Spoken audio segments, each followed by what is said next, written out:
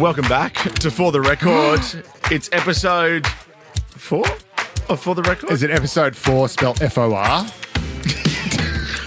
I now wish we had cake and champagne. I know, Is it episode 4? I think it is.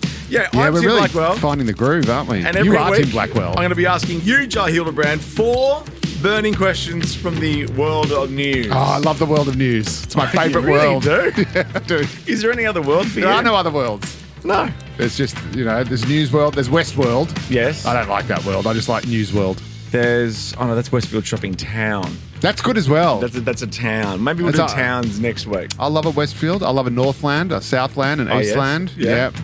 Well, let's talk about late night TV because you appear on late night TV just about every night on Sky After Dark. Sky After Dark. It's great. I didn't even know there was a Sky Before Dark until recently. Well, I do. Well, I used to know that because apparently it's very different. In the Qantas Club, they used to have Sky News. Yes. And now they don't anymore.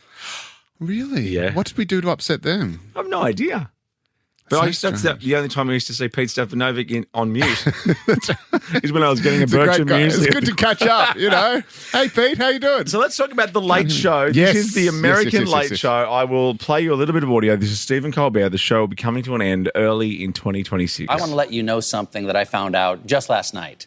Next year will be our last season. The network will be ending The Late Show in May.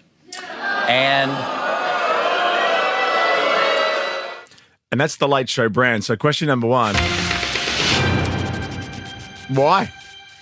It's such a good question. Such a good question. I Great feel like question Neil for your Mitchell. first question. That's right. That week off has really, recharged the battery. 2 It's weeks off to coming come out up of the with block why. strong. Why? Coming in hot.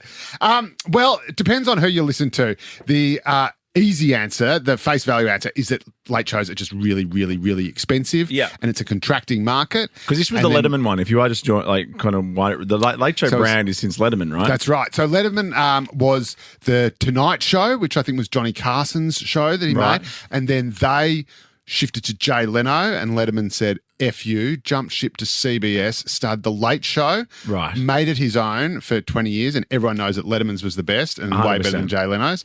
And then also, I love Letterman because he was always the biggest star. Exactly. Even if you had George Clooney on, his air of just like, exactly anyway. right. This is the guy who just took on Madonna and won. Not many men can say that. No. Anyway, so Letterman, that was even before the eye patch. Yeah, exactly. He took her on before the eye patch. But she was seeing 2020, and he still won. Yeah. And then everyone thought that Letterman would be replaced by Craig Ferguson. Remember Craig Ferguson with the Late Show? British guy? Scottish, yeah. Scottish, same thing. Scottish, ex-massive party lad, sex, drugs, rock and roll. Well, not really the rock and roll, but the sex and the drugs, definitely. Right. Yeah, maybe he was a jazz man. He was really, that's right. Sex, drugs and jazz. Yeah, I think he had a few jazz cigarettes. Yes. But he's a fantastic guy, massive cult following, and they shafted him too, these TV execs. They always know better, right? Yep. And so they bring in Stephen Colbert, who's previously played a character called Stephen Colbert, which is a parody of a sort of right-wing shock jock. And then they give him The Late Show also as Stephen Colbert, but suddenly Stephen Colbert is different. Stephen Colbert is just himself, and he's an anti-right-wing. Colbert. Is that not his name though? Is it a character? No, it is his real name. Oh, but right. He pretended that he was a right-wing shock jock Right, I for get this it. satirical program. I understand, sorry. It's like Stephen Colbert pretending he's, Ray Hadley or whatever. Yeah. But it turns out the real Stephen Colbert is, just another, left-wing millionaire. Left-wing multi-millionaire. West Coast on TV in America. show. That's right. Yeah. And so he comes out. So there's all that. Anyway, he does all right, but and there's Jimmy Fallon and Jimmy Kimmel. Jimmy Kimmel was my favorite. I went to a couple of Jimmy Kimmel shows. I like I Jimmy Kimmel. think he's a nice guy. Knows how to party. I think so. Yeah, he's friends with Howard Stern. Strangely. Yeah, that's right. Well, I don't think that's right. I think Howard Stern gets along well with everybody. Well, now he he does. When not in the 90s when he was just telling people they should die. Well, and other some things. people should. I mean, they're going to anyway. When Howard doesn't matter Stern did a 1.5 hour interview with Ellen, I thought it's over. Maybe it should have been longer. Yeah.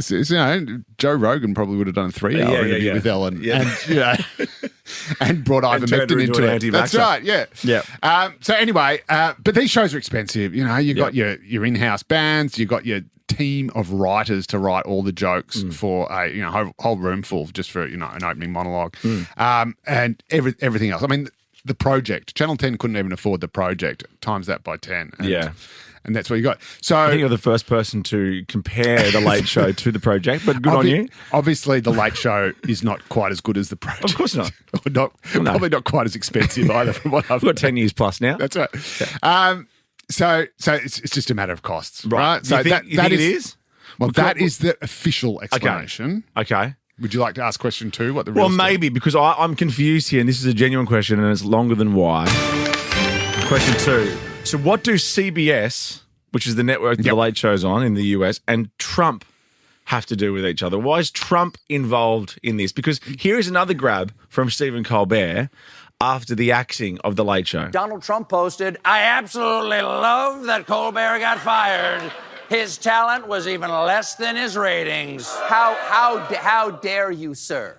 Would an untalented man be able to compose the following satirical witticism? Go yourself. Yeah. So that gives you a little taste of the effervescent wit of Stephen Colbert.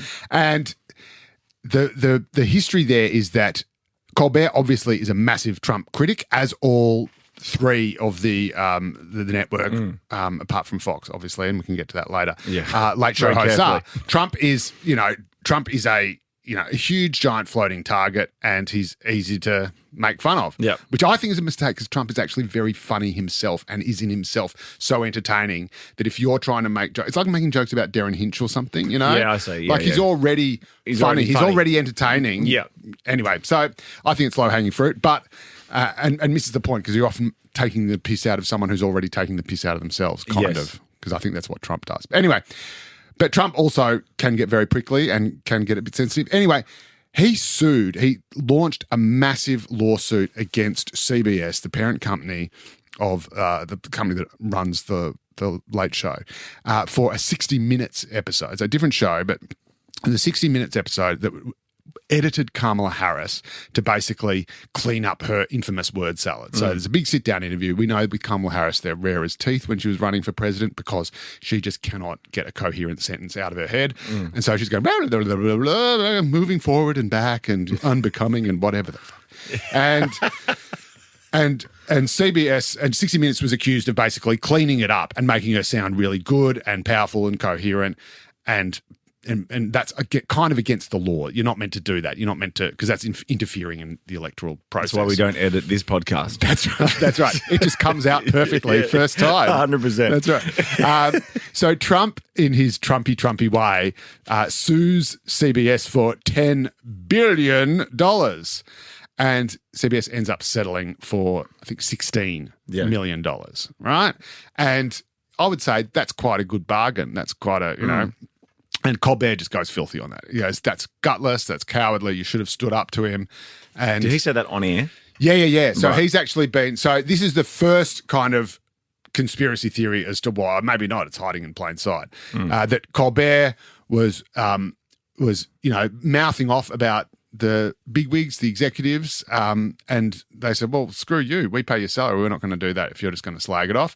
Another theory, of course, is that one of the reasons they couldn't afford to keep the Late Show on is because they had to pay this $16 million lawsuit to settle it.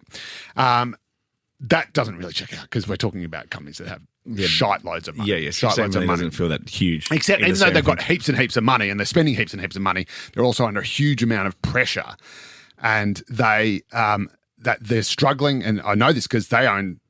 Trust me, I know that these guys sack people and cancel their programs.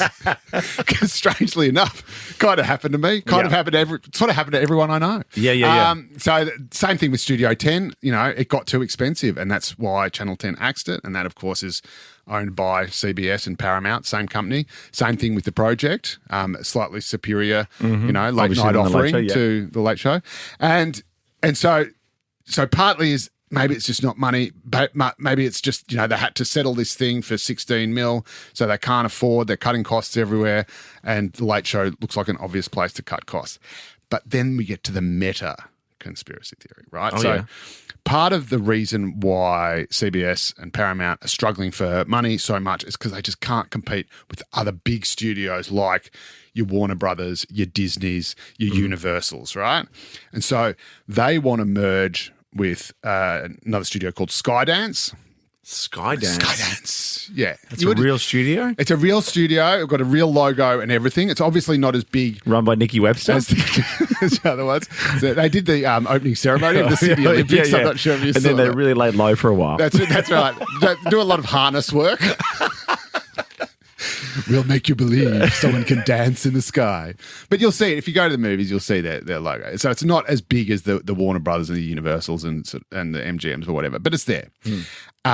And Paramount / CBS, same company, reckons they would be better able to compete if they got all Skydance's material as well. And that is an $8 billion merger, right? So there's a lot of bucks riding on this. And that merger has to be approved by the FCC. You would have heard of it, the Federal Communications Commission. So it's kind of like the ACCC sort of. Again, I heard a lot about the US. FCC with Howard Stern. Yes, that's right, because they're always censoring him. They're always... Yes. Well, they did. That's why he left terrestrial radio and pretty much started Sirius satellite X radio. or whatever. Yeah, that's right. So it's kind of also... So it's a bit like... the Foreign Investment Review Board or the ACCC. So it has to sort of... decide whether or not it's okay for these big mergers to happen, but it also has a sort of censorial role as well. Anyway, the guy in charge of the FCC is, guess what? A big Trump guy. It's a Trump appointee, of course, because that's the first thing you do when you come to power. You control all the people who control all the press.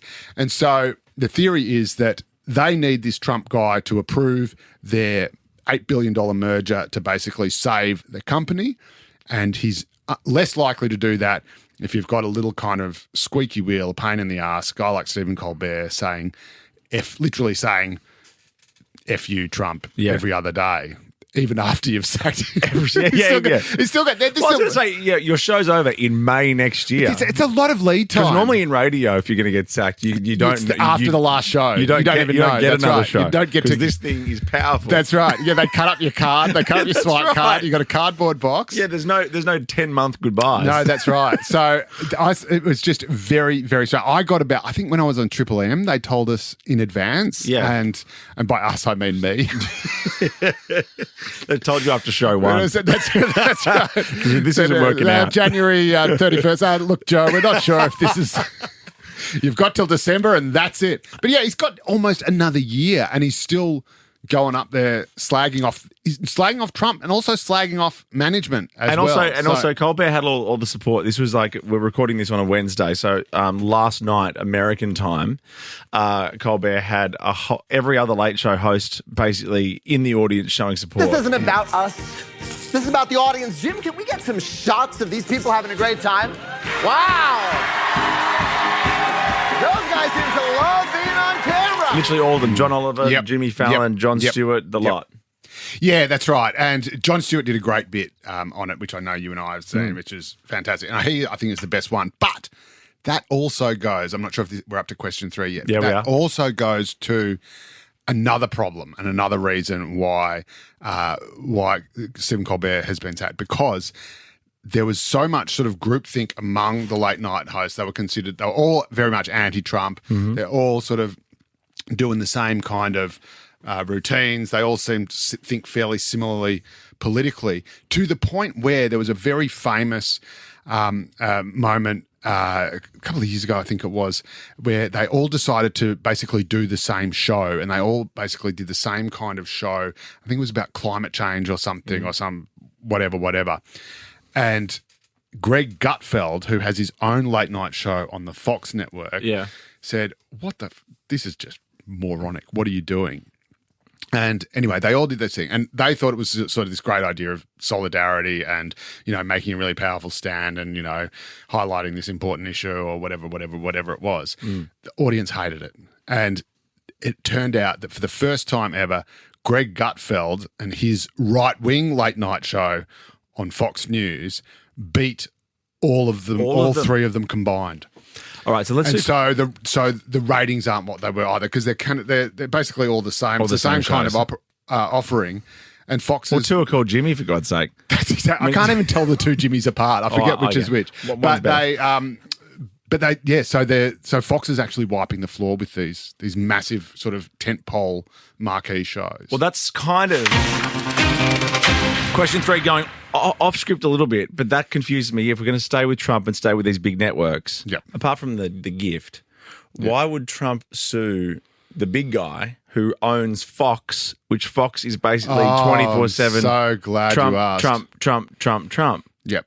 Because Trump, like most bombastic kind of, I don't know if you want to say bullies or whatever, I don't like sort of piling on Trump because, again, he's too entertaining to kind of, oh, Trump's so bad, blah, blah. But like most people with massive, massive egos, he's massively, massively sensitive. And the slightest criticism, despite all that he dishes out to everybody else, people have a go at him like he did with Stephen Colbert. You know? Yeah. He will just unleash and go, oh my God, that's it. So he's done the same sort of thing that he did to CBS with the Wall Street Journal, which is the kind of, the really sort of high-end kind of quality. Like we're talking, it's a good, proper, real. It's not as good as the Daily Telegraph. I was going to say it's New York's Daily Telegraph, it is like a really sort of high-end kind of the names, as the name suggests, the Wall Street Journal. It's a journal first, and it's not a paper. It's not a journal, the Wall Street Diary. So people who read the Saturday paper, what is that? And so it did this really in-depth piece about everyone's, all these sort of historic links with Jeffrey Epstein, now deceased, by his own hand. Okay. If anyone's Jeffrey Epstein, who absolutely did commit suicide in his mysteriously unattended high security prison cell. Where all the prison wardens just happen to be on their coffee break. Yes, that's right. Anyway, all the security screens, like a Bruce Willis movie, like all the security screens just cut out for 10 seconds. That's and then the security guard puts his comes back down on and goes, "What's happening here?" Yeah, no, it's amazing. Straight out of Die Hard. Anyway, so the Wall Street Journal found this book, this folio of messages to Jeffrey Epstein for his birthday. I think it was his 50th birthday years ago. And among them is a note from Donald Trump that it's very strange, but it's got this kind of potentially imagined or real dialogue between Trump and Epstein, saying how much they have in common and what an enigma they are and how they both like the same things, but they don't really say what that is, but they say that it's kind of secret or imply that it's secret. And this is all written as this kind of platonic dialogue. It's very close. Did he sketch a picture of a girl? And then it was inside inside a girl. Text was inside a sort of texter. You know how he loves a Sharpie? Yeah. Was inside a kind of silhouette, an outline of a woman with Donald Trump's signature as where the pubic hair would be if that indeed was the fashion of the time. Lucky the president wasn't Bush. And the final question, back to, or maybe unlucky, back to is it W or HW? CBS and Stephen Colbert. What does this mean for free speech and, more importantly, censorship in the US when the government is getting involved, allegedly? Well, this is the thing. So you've seen, even before the election, you had a whole bunch of people being critical of outlets like, I think the Washington Post was one, which wouldn't editorialize against Donald Trump, or the LA Times, I think, was the same as well. So once they're owned by Bezos, right? Or is that the Washington Post is owned by Bezos, and there was, I think the LA Times is owned by someone else. Anyway, but Bezos was criticised for not taking a hard enough line. Mark Zuckerberg, probably. Because of course they can sniff the wind. They realise that Trump is going to, be the president, and they are going to need deals, just like Elon Musk needed his deal with the Tesla. They're going to need approval for various things, and Trump's going to flood organisations like the FCC with Trump appointees, MAGA acolytes. And so do they really want to be, poking the bear? At the same time, of course, if you cave into these people, then you're doing exactly what they want, and then you're creating a situation where people are voluntarily censoring themselves. They don't have to be censored by the administration. They censor themselves to try to curry favour with future, decisions. Yep. And so it is, look, it's a bit of a worry. The good news is that unless Trump does indeed declare himself dictator for life, which I don't think he will, I just think he wanted the comeback story. Of course. I think it's just Rocky 2. We don't need Rocky 3. Everyone agreed with that, and we definitely did not need Rocky 4. Is that Apollo Creed versus Creed? Yeah, that's Rocky versus Creed. That's arguable. Anyway, so basically, yes, it seems that there is a little bit of self-censorship, self-evidently, by the fact that these big mastheads that were all about, shining a light on democracy suddenly said, actually, we're just going to turn the light down for a couple of years while democracy sorts itself out. And we'll be back. But again, if you look at the example of the Wall Street Journal, you've got the exact opposite happening. You've got someone who gets accused of being too close to Donald Trump, like, Rupert Murdoch or Lachlan Murdoch or whatever, owner of this network, and a fine, handsome, wonderful man. A great climber, great guy. Very, very fit. He's looking fantastic for his age. Not even for his age, just generally. Don't say for his age. Looking fantastic, period. Looking fantastic, full stop. Great bloke, great judgment, great employees. Of course. And they do. And this is the one thing that I've worked, for News Corp companies for, more than well over 20 years. And they will stick by a yarn no matter what, right? So there are companies that really do have that ethos. And strangely enough, it's the companies that often come in for the most criticism, and it's the ones who pretend to fly the flag. And, look at Zuckerberg and all the bullshit that he's said about how, socially responsible Facebook is, or, Bezos or whatever. And suddenly when, with the Washington Post, and when the rubber hits the road, suddenly they all retreat. Whereas you've got the Wall Street Journal, which is owned by the same people who own Fox News, and everyone says, you're just acolytes. But no, they get the evidence. They run it hard. Trump tries to bully them into submission. They say, no, F you, we're standing by the story, which is where it is now. And now Trump's gone to war with them. So I think, free speech is only as strong as its weakest link, but there's still pretty strong people out there. And on that note, I'm going to go check if my security pass works. See ya.